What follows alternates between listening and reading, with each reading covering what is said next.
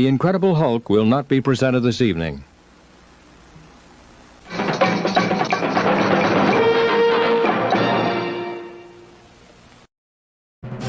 Word Balloon, celebrating 16 years of excellence for you.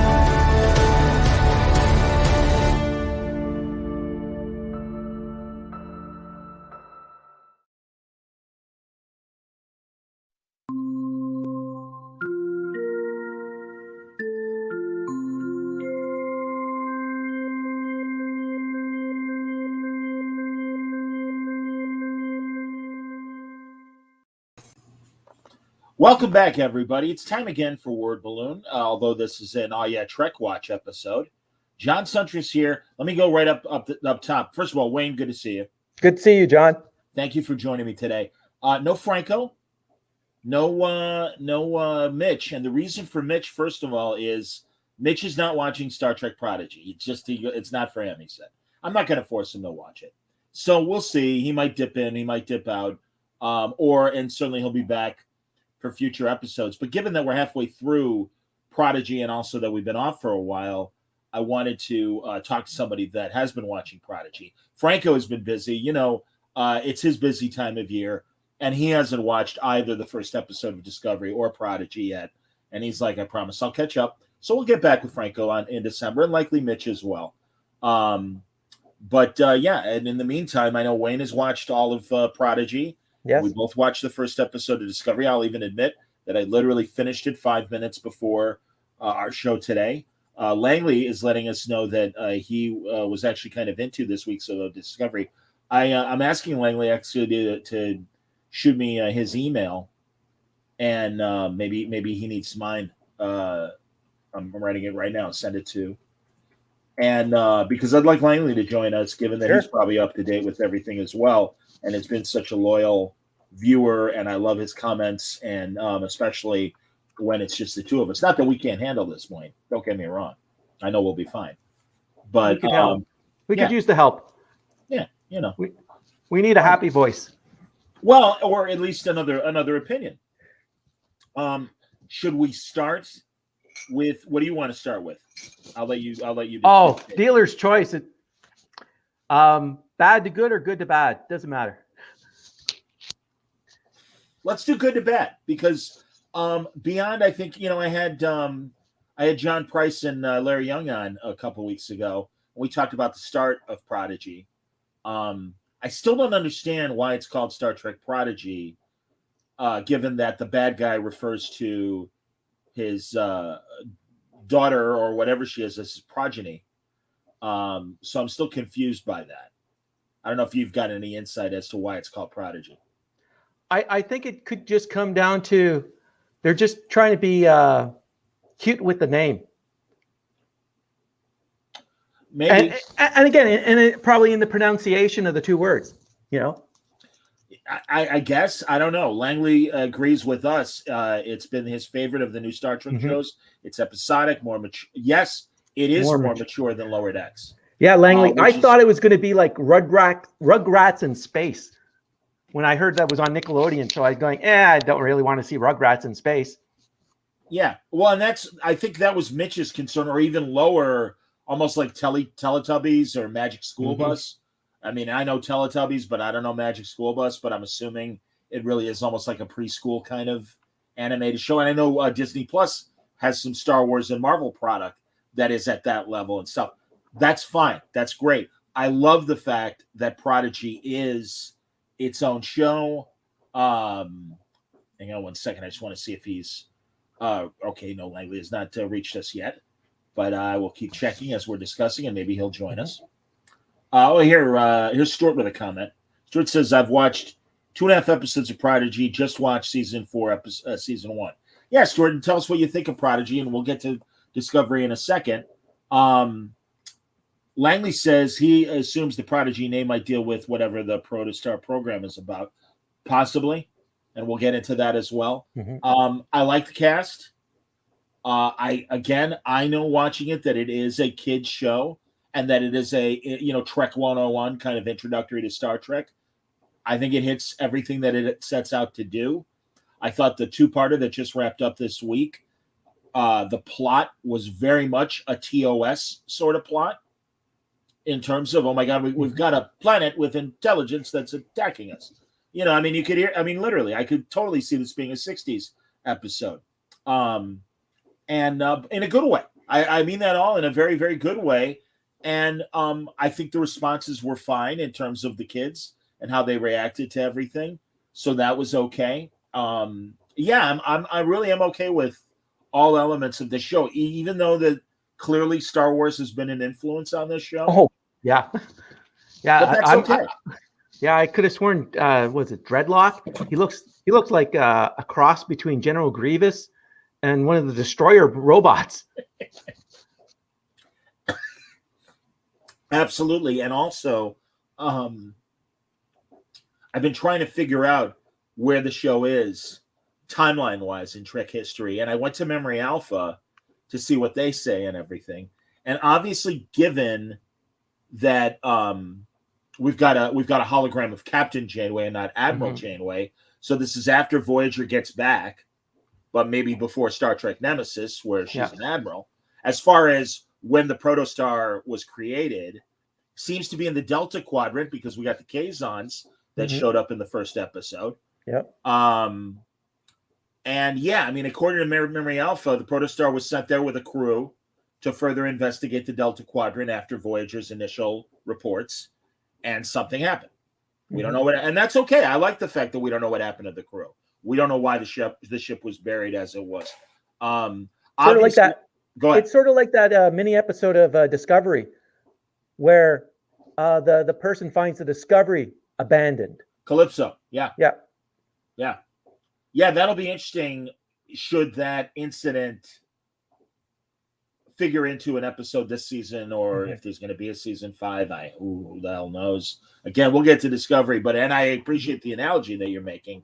But obviously, the bad guy, the big bad, Jaina's father, or whatever, however she describes him, is aware of Starfleet, and Jaina must not know about Starfleet. That line was there.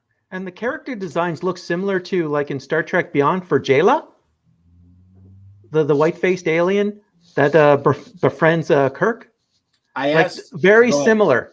I asked Julie and Shauna Benson, who wrote the most recent episode, online, and I'm like, is that race related to Jayla's race? And they said no. Okay. So okay, that's fine.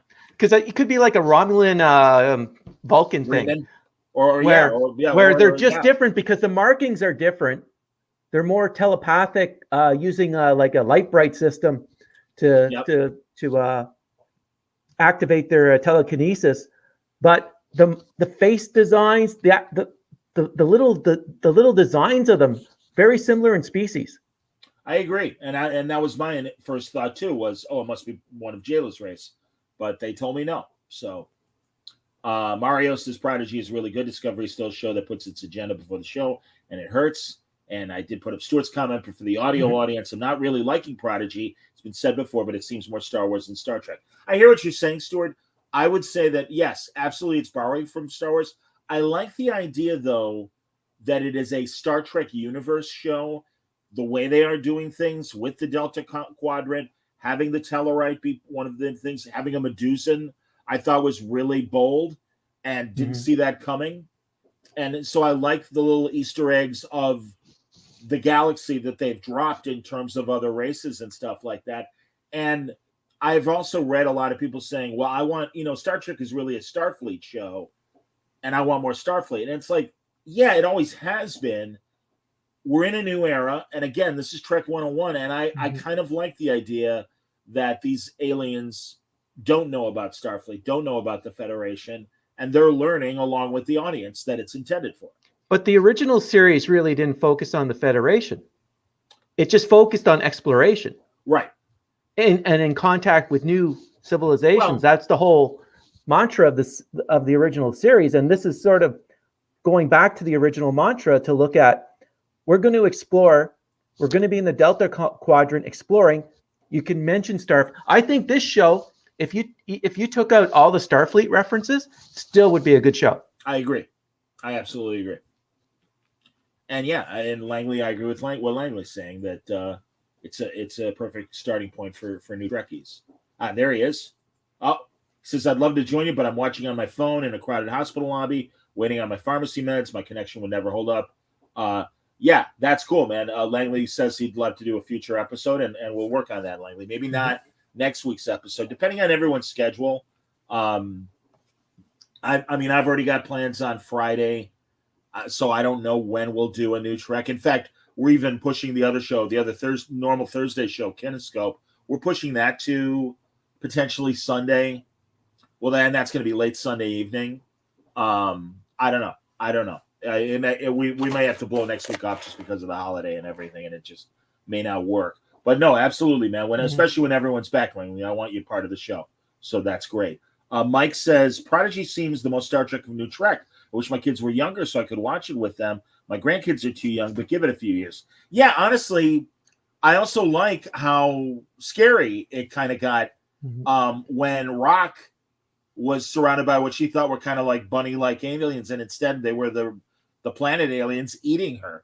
And it's like, wow, that's pretty strong medicine for a kid's show. It's very mature for Nickelodeon. Like for what we would expect to be a Nickelodeon show. This is sort of like a kid's version of an Adult Swim show versus a Nickelodeon show. I hear you, man. Yeah.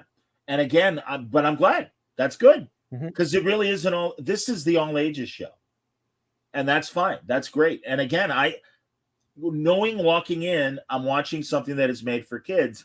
I am more willing to excuse some, as we were talking about off the air, some of the dialogue is definitely read with a kiddish kind of delivery and speak, and that's okay.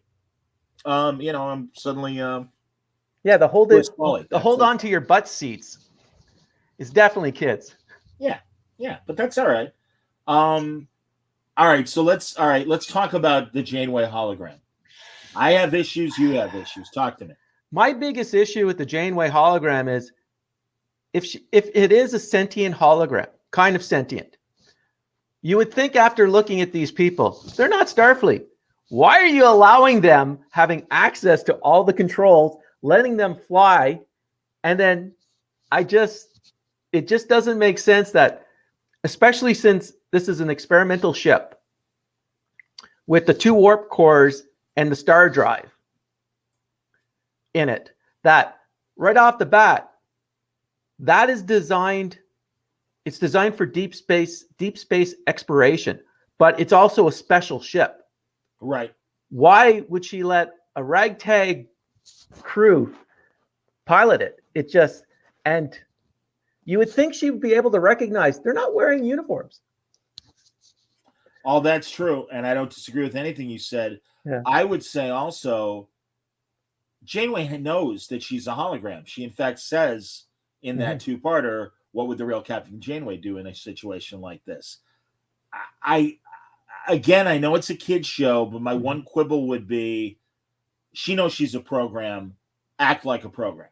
Yeah. You don't have to literally look around or activate switches you are a program yourself and could even use the voice interface and say, computer activate whatever, without actually touching anything. Mm-hmm. And I think that's kind of weird. But again, I'm an adult watching this and have dealt with the holographic characters in the past. Again, this is for kids, so I have no problem with them making, well, I do have a little problem, but I'm like, all right, fine, whatever. That's my small little quibble. Oh yeah, and mine's just a little like, there's no way if it's a hologram that's to help, and again, it makes sense. They would use the Janeway hologram to give additional information of what happened to her while she was in the Delta Quadrant. Bring Voyager back. So it makes perfect sense. But then this is a special ship. For some, it's a special ship. Right. I'm not going to let a bunch of kids run it. I hear you, and I don't disagree with you. Again, that they've made that choice. So Langley, and by the way, Langley, yes, we enjoy talking to you, Langley. Well, you always have great feedback, and we really want to have you be part of this at some point. I'm waiting for a better explanation of Janeway and the ship's mission. Yes, especially why she doesn't know what the Protostar's experimental drive is about. Is she damaged? Maybe. Mm-hmm. That could be too. Yeah, I don't know. And she's easily reprogrammed. Like Gwen had no problems reprogramming her to accept her as a commander and to take control of the ship. So they're obviously, it sounds like Langley brought up that there must be some core damage to her original programming. Possibly. Which could explain why she doesn't have an issue with kids not wearing uniforms. Right. And calling them cadets. Yes. Yeah, I don't know. Maybe the Protostar is what weren't they called Red Star? The elite cadets that eventually Nog was. I believe so. I believe it was Red Star. Yeah, and that where the Starfleet was going to try and do a coup d'etat over the Federation and call for martial law and everything. Yeah, I think it was a Red Squad. Red Squad. Yeah. So yeah, maybe the Protostar is a Red Squad ship that was already, going to have cadets on it and things. Mm-hmm. That could very well be. I don't know. Yeah, it's interesting. But I like that. I'm okay with it being a mystery in terms of, all right, we know we're in the Delta Quadrant. We know we basically know around when the Protostar was created. Mm-hmm. It could have been, could have been buried for centuries, and we could be in Discovery's current timeline. We don't know. Yeah. And again, I like that idea too, that there is a lack of order in this section of the Delta Quadrant, making the stakes a little higher, making the ability for this bad guy to exist and control as much as he does control. So yeah, that's I like those. I like those open possibilities. I hope we'll get answers in the first season, and that a lot of these. I don't mind if some of these questions are still there. I would as just at least in the first season. Where's the rest of Starfleet? Where's the rest of the Federation? Mm-hmm. I'd like to know, but we'll see. What else can we say? The Tellarite, I don't understand why they changed the design. It barely looks like the classic. I like him as a character. I think he's funny. Yeah.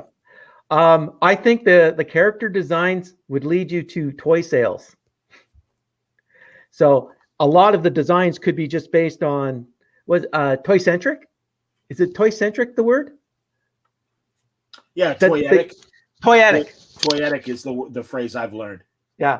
So I think it could be driven towards that. Sure. No, I think you're right about that. Absolutely.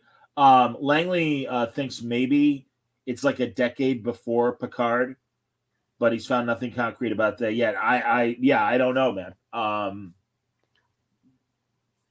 I don't know. I personally think it's further in the future, or the fact that it's in the Delta Quadrant, and because it's so far away, there's less contact with the Alpha Quadrant and what's going on in the Alpha Quadrant. But I don't know. Yeah, we don't know when the original mission took place. Right. And the time between the original mission when it crash landed on that planet to when it was discovered again. So it could be any time, any part of the timeline. Yeah, but I do think the fact that it's a Captain Janeway hologram and not an Admiral Janeway hologram says it's before Nemesis. Oh, as far as the original Protostar mission.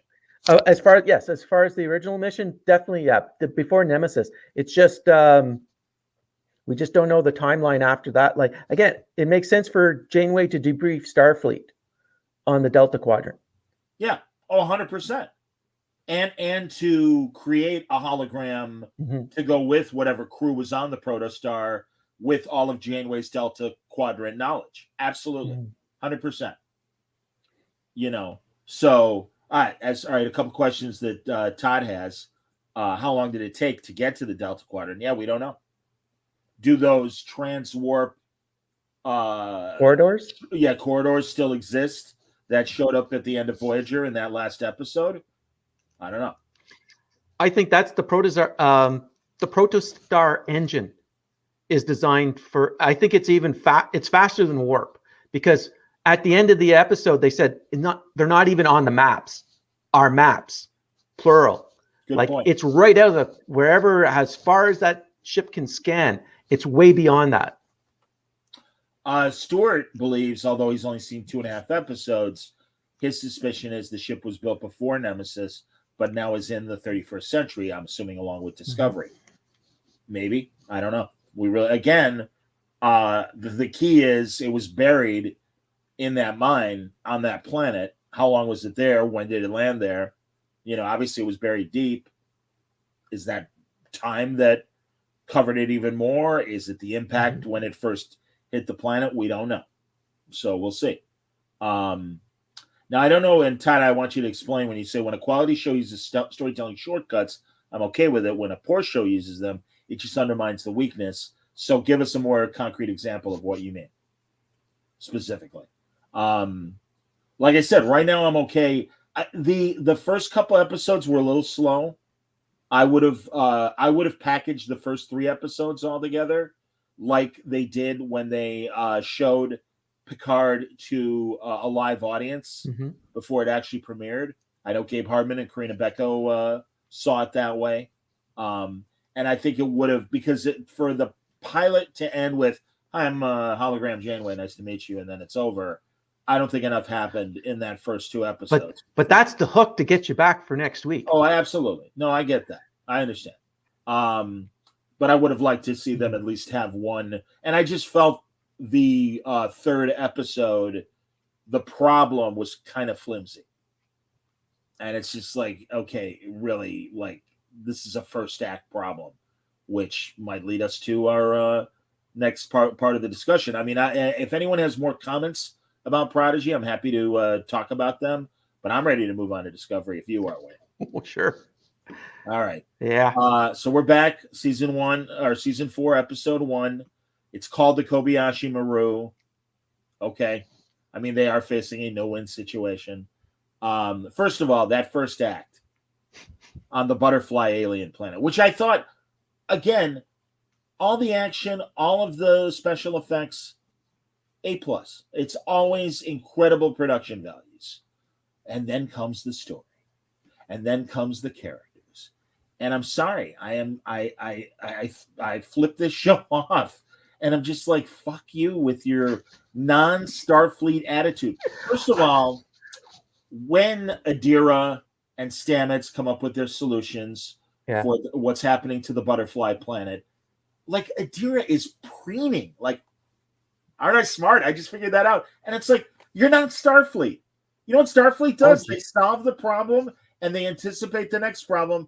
And they're kind of like in NORAD at DEFCON 5, like, all right, what's the next thing I got to do? Because I know I'm going to face a life and death situation in the next 30 seconds, every move I make. And yes, that's an over-exaggeration, but be serious about your job. I just, again, to me, it's like, yay, aren't we cool? And we're so smart. And it's like, fuck you and do the job. Shut up. But my problem was just why was Booker there? It's almost like a first contact situation, which Burnham does not have any experience nor any diplomatic skills. Like, as a character, she is the combination of Kirk without the diplomacy and Wesley Crusher, because she can do everything, but she's just dynamic like Kirk. Just want to do everything. I can do everything. Kirk will do everything, but he does have the diplomatic aspect to his interactions with different species. She has none. It makes no sense sending someone down without the diplomatic skills to negotiate, to bring in another culture. And the fact that she brought Booker along, which made no sense, because unless he had previous contact with this species, there's no reason for him to be there. And it doesn't look like he had contact with him. No. And the fact that they got all upset over the cat, it's just, you brought a carnivore, and it just wow. Like, why weren't you in a Federation ship? That's the other thing. If you're going to make contact, and they've had previous contact with the Federation, why were you not in a Federation ship as opposed to another person's ship? Right off the bat, that would put you on the defensive. Oh, they're saying they're Federation, but I don't see any markings that are Federation. It doesn't look like anything that we know what a Federation design would be. And right off the bat, the other species has all the right to be upset and to be wary of what they're offering. I agree with everything you said. And that was just in 10 minutes. And as I texted you while watching, I said, I am 10 minutes into this and I'm angry already. Yeah. And they can't help themselves. No. He is the solution to every problem. She is defiant in her ignorance. Everything you said about the First Contact mission and why his book there. We'll get into the president in a second. Oh yeah. One of the things about the president that I liked, but also that I didn't mind her address to the first new Starfleet Academy class. Before we do that, I just want to say, now, when I was at the Star Trek convention, the actor that plays Booker says there's two cats. There's two male cats playing the female cat. There's the happy, nice, oh, we love this cat. And then there's the miserable one. I have a feeling that the cat that was on the set was the miserable one, because when he tried to pet him, it was like, whoa, are you going to bite me? Like, be nice. I don't want to touch. Like, there's the other cats. You can tell when they have the happy cat because, oh, I love you. You're my kitty. And then there's this one.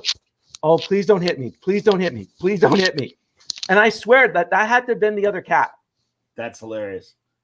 I have no doubt. Also, good Lord, do you have to change the uniforms every fucking year? God damn it. Stop it. It's marketing. You're right. It's toyetic. Absolutely. Yeah, but again, we all know, guess what nobody wants? Discovery toys. No, maybe they can sell the costumes. Maybe well, you're right about that. Yeah, maybe. Okay. Oh, this all right here. Langley is my favorite part of the Discovery premiere was the president calling Burnham on her crap, and the show didn't try to make her wrong and says Burnham's flaws are a virtue. I agree with you. And again, it's so similar to Lower Decks, where it's like, I'm the best, and it's like, yeah, maybe you're not. And also, I liked when the Admiral and the president is insisting on joining the mission, and the Admiral's like, hey, I got news for you. You can't tell the president what to do. I don't know how to break it to you, but welcome. And that's again, that's why the Admiral's or the president is 100% at the end of the episode. Yeah, we're going to fit Voyager for. We're looking for a captain. I guess I'm not on that list. No, you're not. You know why? Because you don't know how to follow orders. You don't understand diplomacy, and you're not willing to make that hard choice of, someone's going to die on this mission. Everybody comes home. No, fuck you. I'm sorry. You're in the military. I wish it were the other way, and obviously do everything you can, but that doesn't make you a badass. That doesn't make you another Kirk, another Picard, or just Burnham. I guess that makes you Burnham, but that makes you wrong. And that really does. I mean, even Kirk and even they showed on Next Generation. I loved when Deanna was going through command training, and in the simulation, she had to let Geordi die. And Riker's, and finally she's like, there's no other alternative, Geordi, you got to go in.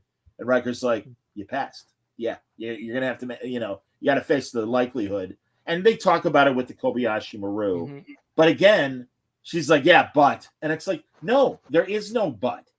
That's the deal. That's how the military works sometimes. You got to face it. And if not, get the fuck out of Starfleet and you and Booker go off and have adventures on your own because you're not Starfleet material. And again, I feel that way about most of the crew because, again, the way they were congratulating themselves coming up with the butterfly solution, and they're not Starfleet. I'm sorry. They don't act like military professionals. I'm sorry. I expect that from 55 years of Star Trek. Yeah, no, they're definitely it's almost it's like the kids from Prodigy are on Discovery. Because there is no there is in all the other iterations of Starfleet, it's very militaristic in its approach and how you take orders and how we work together to solve things. And there's no, it's done. Thank God it's over. Yeah, and it's teamwork. I mean, they do teamwork. Yeah. But again, they all pat each other on the back way too much. And you'll forgive me, everybody, but it's that everyone gets a trophy kind of vibe that I get from their kind of teamwork, rather than that military thing of we fail if we don't all work together, and that's how we succeed. And just more of a stiff upper lip, for the British idiom, and just be like, all right, this is our business. This isn't we all love each other, Pat. I mean, that's okay. And certainly we got that on the other shows where the crews really do like each other and hang out and are social. I'm not saying that, but I am saying when it's time to get the job done, quit smiling. I mean, and they're all fucking doing it. Dreadlocks was doing it with Detmer. I forget how you say Dreadlock's name. It's a very long African name. Yeah, I can. Not even going to try. I'll run it. Well, eventually I'll get it, as long as they keep name checking everybody. And I'm glad there's more name checking going on. The Asian guy got name checked. I was happy to see that. Langley says he's just glad Discovery producers understand that there's a difference between the Federation and Starfleet. Yes, I agree with that as well. But it was interesting that they're starting Starfleet Academy, and I froze the frame for a second, and it was 15 people, 15 cadets. And they've got, I forget that they number counted 59 worlds. Okay, so 59 worlds. We only got 15 cadets, really? Slowly building it up. It's like the Jedi Academy. Just slowly building it up. I guess. I also, the commander that was in charge of the space station, another unstable guy that it's like, how the fuck is this guy in charge? It's like, really? And of course, it's a guy, God forbid. I mean, and again, we got Stamets, I believe is the only white guy on the show still. And again, forgive me, everybody. I want diversity, but first of all, even the gentleman of color that was the commander, I don't know, I believe he was Hispanic, I'm not certain. Does a guy always have to fuck up? And do women always have to be right? Yes. Okay. And I guess, John, you haven't been married. Yes, it's right. What they're doing is correct. John, by the heavens above, they're right. Fair enough, Wayne. I respect that. Don't get me wrong. But it's that was good. Again, when you're thinking about the Kobayashi Maru is just like your submarine commander. You have a portion of the sub flooding. You need to close the flood doors. You need to lock it, and you're going to trap people. You have to make that decision. That's what a captain does. You have to look, again, it goes, the needs of the many outweigh the needs of the few or the one. Right. That's right. And that is, when you are in charge, that is the motto. And that's what the president was trying to bring up, is that you got to look at the needs of the many. It's not everybody. You cannot save everybody. That's what the Kobayashi Maru is to teach you. It's not that it is. You cannot beat it. It's designed for you to fail at all times, but it's how do you deal with that failure? Right. That's what they want is for a command position, you have to be able to deal with failure and then move on. You are going to lose crew, but be able to move on to save the crew that's still there. Yep. You got it. Absolutely. That's the Kobayashi Maru. That's right. It's a test of character more than it is a problem solution scenario. That's agree. Right. I agree. And again, Kirk was the only one that figured it out. Hey, I can cheat this. Right. And depending on which timeline, he got a commendation in one, and he was reprimanded in another. Right. And I mean, that's the thing. And I prefer the Shatner scenario. And it's like, you could see the admirals being like, in the Shatner scenario, like, all right, this guy, okay, fine. He'll learn the hard way when he really does have to face a life and death situation. And he did many times. Oh, of anything, Burnham's stepbrother, Spock, or adopted brother, like, he makes the ultimate sacrifice. That's right. In Wrath of Khan. Right. Because he understands what it is to be in charge. I wonder, and I'm sure, I hope, well, I have no idea. The Unification 3 or whatever it was called from last season, when they dealt with the Romulans and the Vulcans, and they had that hologram of Spock that made no sense because it was happening in the Romulan underground. So unless the Romulan underground is videotaping their secret meetings, which probably wouldn't be a good idea to do, I don't know how they got that, but I do assume that now she's in the 31st century and has reestablished contact with Starfleet. How much of Spock's future did she read now in the 31st century and everything? I say none. Well, based the way on she's acting. Yes. So yeah, again, I part of me hopes they never, bring up Spock again with Burnham. You were going to bring up about the president. Yes, thank you. I like the fact that if you look very closely at her ridges, she's obviously some sort of, I would assume, human Cardassian descendant, which I think is really cool. That Cardassia was able to progress from where we last saw them. And obviously they were nudging in that direction with Garrick likely having some sort more of a command position in the government, I would assume, based on what he did for, what's his face? Dukat. Not Dukat, the other one. Oh, Damar. Yep. Yeah. So that's interesting, and I like that. And I also like that, Burnham's instincts about her, she's just ticking off a box and blah, blah, blah. It's like, no, guess what? She knows people better than you do. Sorry, sit down. Once again, Space Jesus, sit the fuck down. You don't know everything. You're not the solution to everything. And so good. I hope they put her through the ringer this season. And she is as much wrong as right, and that she's called on it. And again, it's like, you don't get it, lady. You're in fucking Starfleet. There is a military chain. And it's funny that I say that because I know I've been like texting you about well, first of all, anything else to say? I love the fact that everyone has gained 20 pounds this last season. There are a lot more chins on the various crew members, and it's pretty self-evident in a lot of scenes. And I'm sure if I go further, I'll be accused of fat shaming. I say this as a fat man myself, that, they've only gotten heavier. So. The only thing I could think, just sort of going through what I wrote down, the amulet that Booker doesn't have is going to play something later on because they went on it. It's a sacred ceremony, but then he doesn't have his. So that's probably going to be, it's almost like they were dropping the little seeds that Chris Claremont would do in the X-Men, where Chris would drop all these subplots and just sprinkle them out through the main issue.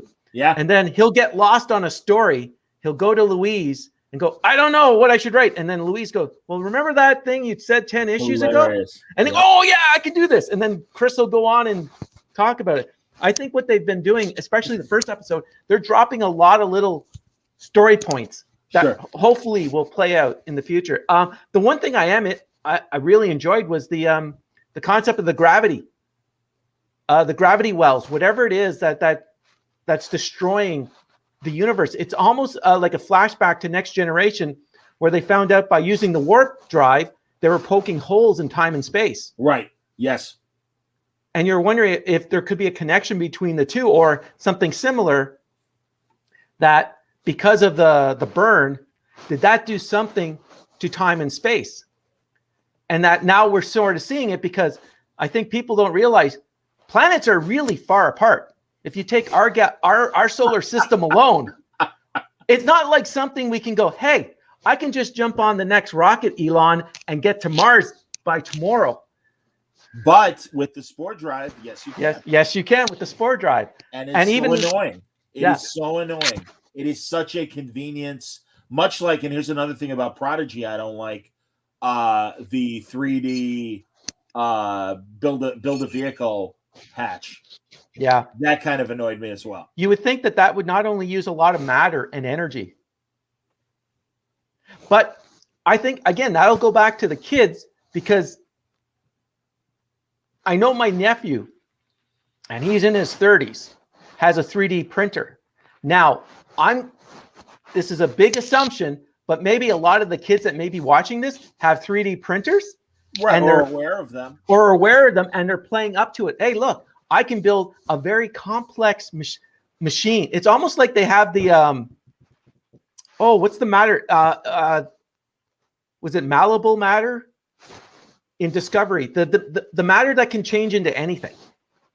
It's almost like they have it in the past where you don't think they would have it. Like what they used to power the Protostar?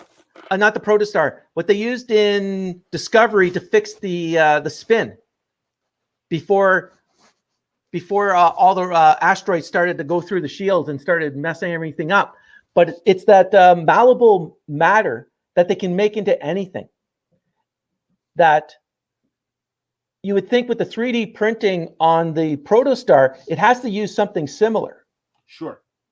And isn't that, again, technology, you're dealing with a 900-year gap, right? Which makes sense. So now it's like, how could you have something that can do 3D printing on such a large scale of that something that's really technologically, it's difficult.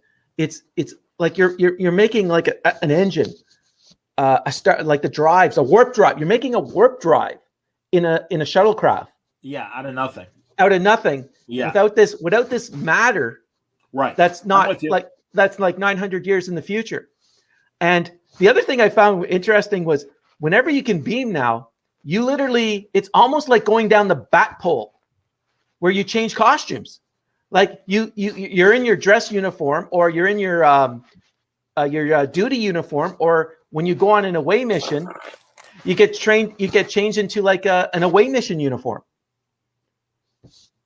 That's it. Programmable matter. All right. Yeah. Mike says programmable matter. Yeah. Yeah. That's it. Yeah. I don't know. And then the programmable matter makes sense in the future, but it doesn't make sense on Prodigy to 3D print a shuttlecraft. A ship of some sort of shuttlecraft or and the amount of energy and matter that would take to make that would drain the whole system down. And also space, because my buddy and I, as we discussed it, he's like, how can 6 people run a full starship? And I'm like, well, how big is the starship? Mm-hmm. And he's like, what do you mean? And I said, well, and Equinox from Voyager, that 2-parter with John Savage as the captain. Mm-hmm. That was a smaller ship than Voyager. It had a smaller complement. Who's to say it's not a 20-person ship?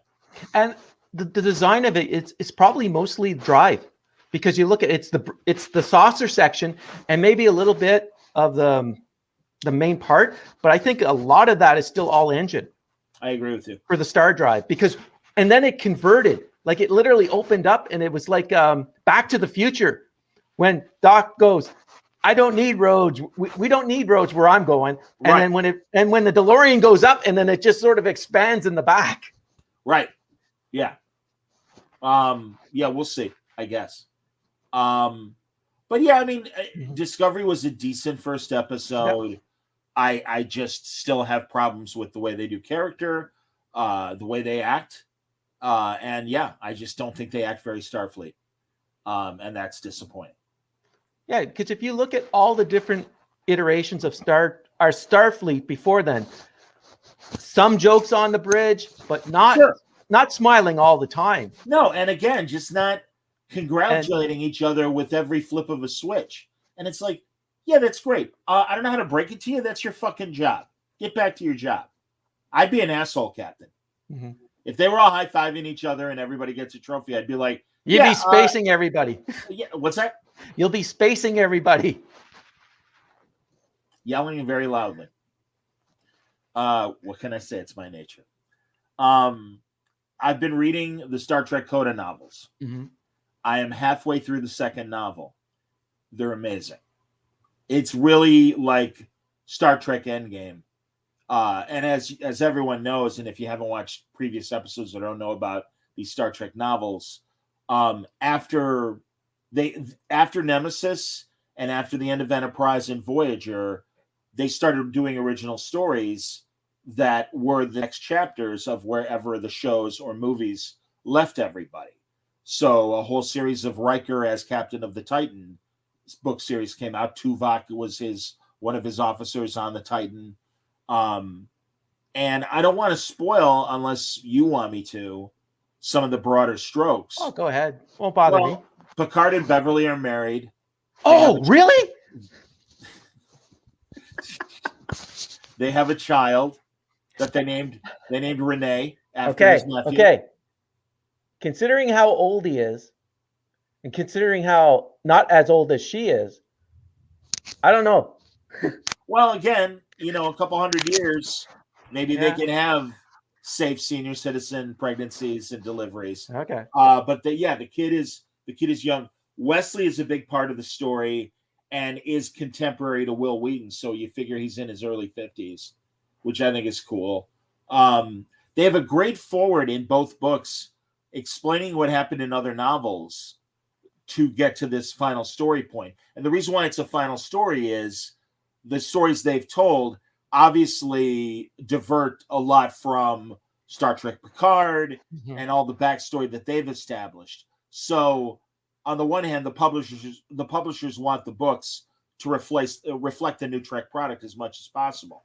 That said, they know they literally had tens of thousands of readers of these novels, so they gave them the chance to write a 3-novel wrap-up to all the continuity they've established in the last 20 years. And hence the name Coda. Hence the name Coda.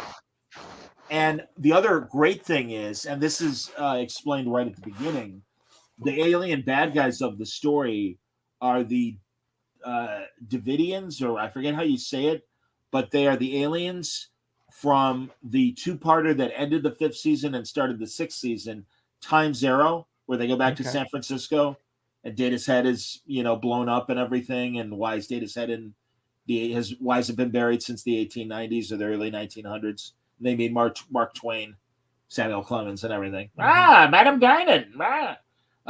Anyway, they're the main bad guys.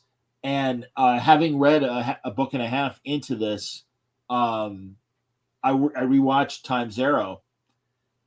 And now, what at the time just felt like exposition, MacGuffin material, that really, that was the problem they had to fix. But really, it was more about, what happened to Data and them time traveling and meeting Samuel Clemens and all. That's all the fun stuff. Well, now all the alien backstory, these writers, there's 3 different writers that are writing the Coda books. I mean, it really clarifies what they're capable of doing, why they're fucking things up in this Coda story. And it's so great. And it really is like, I understood the broad strokes, but now I'm like, oh, wow, man, thank God. Hey, look at this, Kurtzman and company. Here are a bunch of Star Trek writers that do their homework and actually know why shit works the way that it does. And it makes, and again, they are able to tell an original story that still fits in established continuity, and it's fine. It's great. I know we ramble back to the animated series where they had the writers from the original series, and they wrote some amazing stories. You're right. DC Fontana, yesteryear. Yeah. It's just, and you can go back to them. The More Trouble with Tribble was hilarious. David Jarrell, yeah. Yeah, it's just, it's almost like, I don't know who the writers are, whether or not they even care to look at the past to try to sort of if you want to drop your little Easter eggs about different things, you need to read the past. If you don't care about the past, then tell a really good story at least. And I think this season might be an okay story because I'm interested in what's happening with this gravity stuff. Why is it destroying the world? Why is certain parts of the universe sort of collapsing? Well, I hate to remind you that, but the idea that there was some sort of galaxy-wide phenomenon that, destroyed dilithium was like, oh, that might be interesting too. And what does happen when they're not able to maintain contact planet to planet, as you say, being the great distance that it is. So Mike says regarding the books, I have to get going on reading the Coda books. I've been rewatching Enterprise to get my older Trek fix. Sure. Why not? Archer Space Station. Yeah, that was nice. That was a cute nod. That's fine. And also that they mention that whatever the new drive is that they're doing, they're putting it on a new Voyager. Yeah. So that's kind of cool. Yeah, I don't know.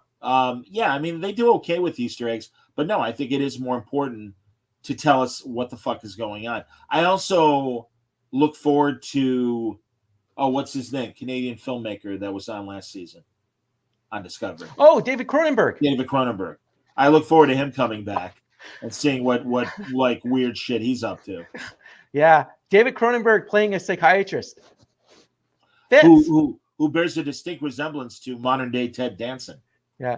He and Ted Danson look like they could be brothers at this point. It's kind of funny. He's sort of going past his dead ringers. Look. Well, and Wolfie agrees with us. They should be writing an original story. Fully agree. They should care about the past too. Yeah, man. We'll see. All I can say is, again, if you haven't watched Prodigy, I would say give it a shot. You're absolutely going to be happy with what they're doing. And again, I mean, Coda is such a satisfying read. And by the way, because it is the last group of books, they're not afraid to kill beloved characters. And I won't spoil for the audience, but I'll tell you, Wayne, when we're done recording. They're taking the Josh Whedon approach to characters. Well, that's good because no one should be safe because the Davidians or whatever the fuck they're called are messing with space-time. And there are a lot of alternate universes that are being crushed alongside this Star Trek novel universe. And Wesley is an older, much like Crewman Daniels and the way that he died on Enterprise, a very old Wesley shows up on Picard's ship with Crusher and dies in Beverly's arms. And he's like, beyond a senior citizen, very, very old Wesley. And then modern day Wesley shows up and is like, I'm aware of what's going on because of my traveler powers and shit. It's really good. It's really, and Riker is an admiral now. So he technically is Picard is still a captain. So that's kind of interesting. Worf is Picard's first officer on the current Enterprise E. So he left DS9. Yes. Data, something happened to him in a previous book, and Data's kind of on his own journey. And right now hasn't joined the story yet. Is it Data or is it B4? It's Data's, much like when they tried to download Data's programming into B4. It's the B4 body, but it is Data. Okay. Now, for Prodigy, the only thing is, because I went to school with these kids, I really hate Dal. Yeah, Dal's kind of a dude. Oh my God. Yeah. I swear to God, they went to my school and they found the guy that I really hate. Because the way he acts, but again, that's perfect for kids because that's the way kids act. And it's perfect. It's just when you look back on it going, man, I went to school with a person like that, and then you just couldn't wait to punch them out. But that was the old days. We don't do that. We talk it out. They're all aliens, and I like the fact that there are a couple strong male aliens along with the women, and that's great. At least he and the Tellarite are somewhat capable, and it's like good. All right, fine. I'm okay with that. And I think the Medusan, it makes sense because the Medusan's finally getting used to being corporal. And the fact that I have hands, that I can do things. And it made sense. Like, do you know how long it would take if you have no hands to make something? Right. It's perfect. Like how that character is. I don't know. I after that first episode, I'm going, wow, this is the way Star Trek should be. And I still say you can take all the Star Trek references out and it'd be a perfect sci-fi show for kids. I agree. Here are a couple more comments from everybody. Mario says, it looks like this is going to be another season of Disco Saves the Galaxy rather than single episodes of them recreating the Federation. Yeah, they kind of telegraphed that, Mario. I agree with you. It is what it is, and I'm slowly accepting that. And I guess we'll just have to hopefully see that Strange New Worlds maybe follows the formula we all want, and maybe we'll all love it, and maybe the numbers will tell these idiots that, no, we want Star Trek this way. Please. Oh, by the way, and Wayne, I asked you because I was wondering if it wasn't affecting you. Man, the international audience totally got fucked over by Netflix and Paramount in such. I mean, I don't know if this happens in Canada, Wayne, but I remember when I was in sports radio, there was a big cable war in the 90s between Time Warner Cable and the Yankees Yes Network. And they were fighting about, rights and everything. And like for a year, the Yankees games were not available on Time Warner Cable, which was like the dominant Manhattan cable system. And the only people that really got hurt in this were fans.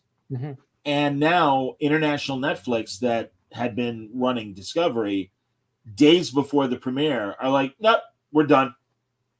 Not only are they not showing season 4, but they pulled the other 3 seasons as well. See, Bell Media owns Crave and they own the CTV Sci-Fi channel. Yes. And they're almost their main programming is Star Trek. Star Trek, Andromeda, what's the other Roddenberry you on? Earth Final Conflict? Yeah. And they're on like a continuous loop almost every day. So no, I get Bell it. Media...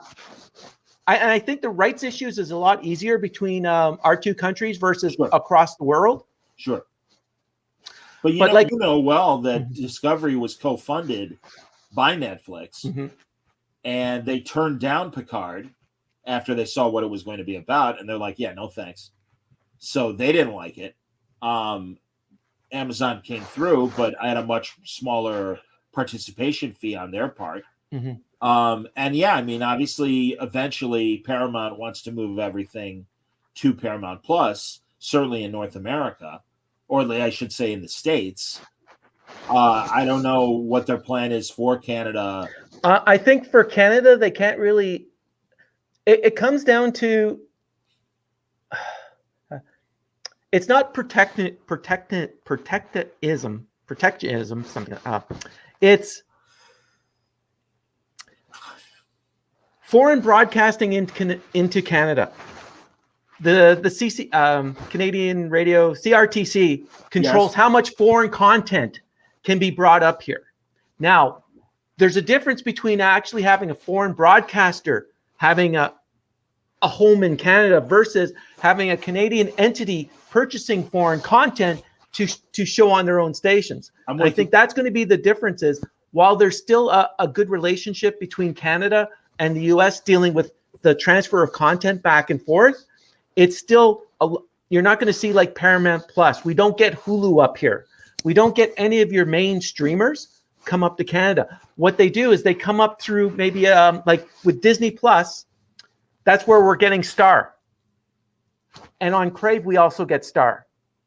So Disney Plus Canada purchased, I guess, part of Star and part of Hulu. So a lot of the original programming. Stars. I'm with you now. Yeah, a lot of the original programming will flow through, but it'll flow through the Canadian entity. Right. I'm with you. I think that's what it is. When Paramount Plus wants to they want to be the streamer, they're not going to, I'm not going to have to worry about it because all the Star Trek shows have come up here. But when I get to see them changes, I don't get to see them for Discovery. It's not till 9:00 on CTV Sci-Fi channel, and it doesn't show on Crave until Friday. But Prodigy, You can watch it if you get up first thing in the morning, 6, 5 o'clock in the morning. You can watch Prodigy on Crave because it's a kids show, and they don't care about the kids show. They don't care about Lower Deck. If it's animated, you can watch it. I can watch it like with you guys. Like we get up at 3 in the morning, we can all watch it together on our different streaming platforms. Yeah. But if it's a live action show, no, we got to make sure that it goes on Sci-Fi first. Is Epix a Canadian cable channel? No, it's not. But we get Epic shows through Showcase. Okay. So like we got Pennyworth, which is Epix, if I'm not mistaken. That was on Showcase. Yes. So again, use a Canadian platform. They purchased the show. Sure. They purchased the right to distribute the show in Canada. No, I get it. No, that's cool. That's cool. A couple more comments from Mike. Mike says Cronenberg's character also confirms that, yes, they're aware of the Kelvin timeline and the Prime line. Mm-hmm. That was kind of cool. I agree with that. And also says about the novels, those Cold Equation novels brought Data and Lal back. They were leaps and bounds better than what they did on Picard. I completely agree. The novels have been great. They have a lot of care to canon. They want their stories to walk between the raindrops of canon and still make sense, and they manage it every time. Oh, it's like Timothy Zahn with the Heir to the Empire trilogy. Yes, it's perfect. Very that should have been the movies. Yes, absolutely. Oh well, what are we gonna do? So yeah, that's and also another show that is debuted on the History Channel down here. I don't know if it's running anywhere. It's called The Center Seat, and it's a documentary history of Star Trek created by Brian Volk Weiss, who I've had on Word Balloon before, talking about the toys that made us and a toy store near you. And I'm so glad I reached out to his PR people because I don't have direct contact with them. But he's always been incredibly kind and happy to come on the show. Ridiculously massive Star Trek fan. The name of his production company is the Nacelle Corporation. Yep. So you know what he likes. Center Seat is a fantastic show. It's not as broadly wacky as the toys that made us or the movies that made us, but it definitely is funny. Gates McFadden is the narrator, and they've only run 2 episodes that I've seen so far. The first episode was all about the original series through cancellation and rebirth through syndication, and how much it, did even better in syndication than it did on NBC in its original run. And then the second episode is all about the original animated series. So many interesting informational tidbits I had never heard about before. They had a lot of people that wrote for the show that are still alive. They got DC Fontana before she passed away because she was the story editor on the animated series. Because on the one hand, Roddenberry was happy to get new Star Trek back, but on the other hand, he was kind of bummed that it was a cartoon. So he let Dorothy kind of run the show. But Dorothy ran the show very well. And as we said, yesteryear is one of the best half hours of Star Trek ever made. And also Roddenberry for years was like, no, it's not canon. And all of us fans are like, fucking yesteryear is canon. And sorry, buddy, but as far as we're all concerned, it should be Spock's backstory because it was amazing. And again, handled so much better than Discovery or the JJ movies when they'd show young Spock. Although clearly that one scene where he's fighting the 3 kids is kind of inspired. So when they were throwing rocks at him. Now they kept calling him an earther and you're a Turan, Spock. The first episode did show it premiered last night right after Discovery on the Sci-Fi Channel. So I'd have to check the Center Seat. Yeah. So the first episode dealing with the original series, and then I have to see whether or not it might actually be showing on our version of history. Here's hoping, man. Well, Brian's people got back to me, and we're trying to figure out a day to talk. So I will have a new conversation with Brian that will be purely a Star Trek talk, because I obviously wanted to help him promote the show, other shows that he's making. And I mean, he's got an amazing career, but I'm like, hey, Brian, he's like, I promise we'll do a Star Trek talk. He's like, I got a lot of Star Trek stuff that I'm making right now. He's like, don't worry. And I'm like, okay, man, cool. And I mean, he was so sweet. He was always like on a list to talk to other people. So he'd hang out for like 10 minutes or so after the show. And we go a little further and deeper into Star Trek. And I love this guy, and I'm so rooting for everything he makes because he's a really smart TV producer and has a lot of fun projects that he's doing beyond Star Trek stuff. So, just a really interesting guy. Mm-hmm. So, well, there you go. And Mike agrees that not only yesteryear's canon, but really he considers the animated series. Well, yeah, and in fact, like they say on the show, as far as most of us fans were concerned, it's the 4th season of Star Trek. I mean, they made two animated seasons, but they really only made 17 episodes total. So that's like, that's pretty much almost a full season. So yeah, we're like, no, we like it. And it was a very mature animated series. They make that very clear in the documentary. And it was, because like you said, they got original sci-fi and Star Trek writers to write these stories because they wanted it to be smart. And it won an Emmy. The animated series won an Emmy. So, well, as Mario says, he's right. Got to keep your expectations low. You're 100% right about that, Mario. Oh, no. Keep them high. Well, so you can get more disappointed. Yeah, and also, again, up until new Star Trek, and I would include the JJ movies, although I like the first one enough, every iteration of Star Trek that was under Rick Berman's supervision, I'm like, I like this show. Even Enterprise, which I liked the least, still had enough decent episodes that I'm like, again, UPN put handcuffs on them, and they wanted a very specific Next Generation retread, whereas, Burnham and Brandon Braga really wanted to, let's have the first season just be on Earth and kind of explain the politics of the galaxy while we're building the ship, and end the season with Enterprise going off into deep space. And I wish they had done that, but instead we got what we got. So what are you going to do? Anyway, there we go. Another great conversation. Wayne, I knew you were not going to disappoint me and had a lot of thoughtful things. I love everyone's comments. Thank you, everybody, for watching. And like I said, I don't know what's going to happen the week of Thanksgiving, but after Thanksgiving, we'll definitely be back. And hopefully Mitch and Franco will join me as well. And we'll get further into new conversations about Star Trek. Until then, everybody live long and prosper. And let me pull up the theme song here to wrap things up. So long, everybody.